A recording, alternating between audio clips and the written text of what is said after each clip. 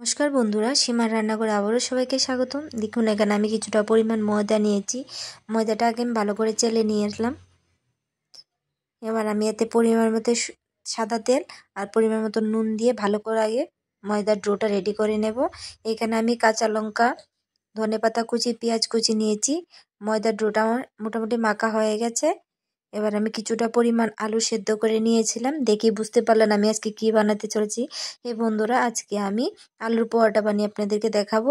এখানে আমি আলুটি ভালো করে ম্যাশড করে নিলাম, তাতে ধনেপাতা, কাঁচা লঙ্কা আর পেঁয়াজ কুচিগুলো দিয়ে পরিমাণ মতো একটু নুন দিয়ে ভালো করে মেখে নেব।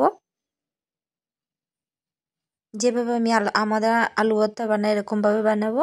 ভালো করে মেখে নিলাম। এবার আমি দেখুন হাতের সাহায্য মাখতে পারবেন, আবার হাতের সাহায্য মাখতে পারেন, যেভাবে যেরকমভাবে মাখতে চান। এতে আমি কিছুটা পরিমাণ ধনে গুঁড়ো আর গরম মশলা গুঁড়ো দিয়ে দিলাম। এবার আমি ময়দার ডোটি একটা পরিমাণ মতো করে নিয়ে নিলাম। এবার আমি এখান থেকে দেখুন একটা ডো নিলাম।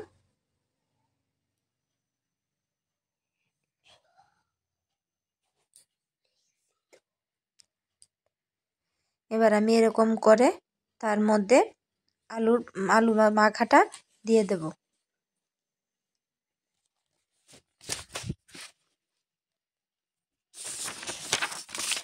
ভালো লাগলে অবশ্যই আমার চ্যানেলটাকে সাবস্ক্রাইব করে দেবেন। যারা যারা করে দিয়েছেন তাদেরকে অসংখ্য ধন্যবাদ।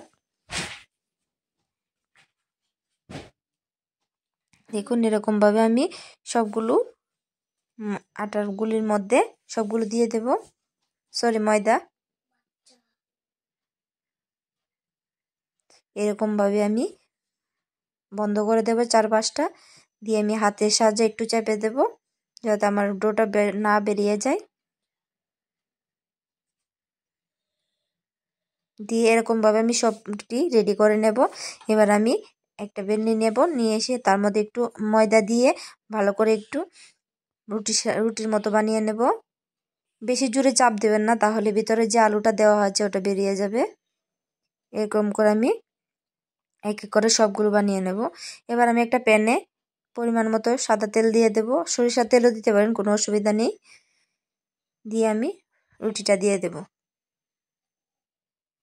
দিয়ে এপাশ ওপাশ করে ভেজে নিলে রেডি হয়ে গেল আমাদের আলুর পরোটা। কীরকম হয়েছে অবশ্যই আমাকে জানাতে ভুলবেন না।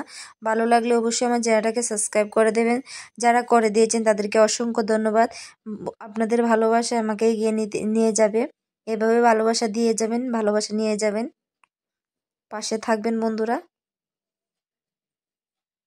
ভালো লাগলে অবশ্যই একটা কমেন্ট করতে ভুলবেন না।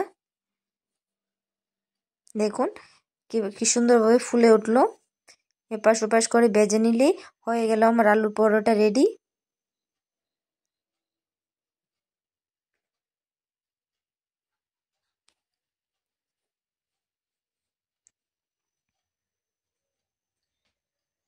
সত্যি বন্ধুরা, অসাধারণ টেস্ট হয়েছিল। অবশ্যই একবার বাড়িতে ট্রাই করবেন। কেনারটা এভাবে মানে চাপ দিলেই ভালো করে ফুলে যাচ্ছে, দেখতেই পাচ্ছেন কিরকম ভাবে আমি বানাচ্ছি। কালারটাও দেখুন কি সুন্দর এসেছে। এবার সবাইকে দিয়ে দিলেই হয়ে গেল আমার আলুর পরোটা। কিরকম লাগছে অবশ্যই জানাবেন। ভালো লাগলে অবশ্যই শেয়ার করবেন। ধন্যবাদ।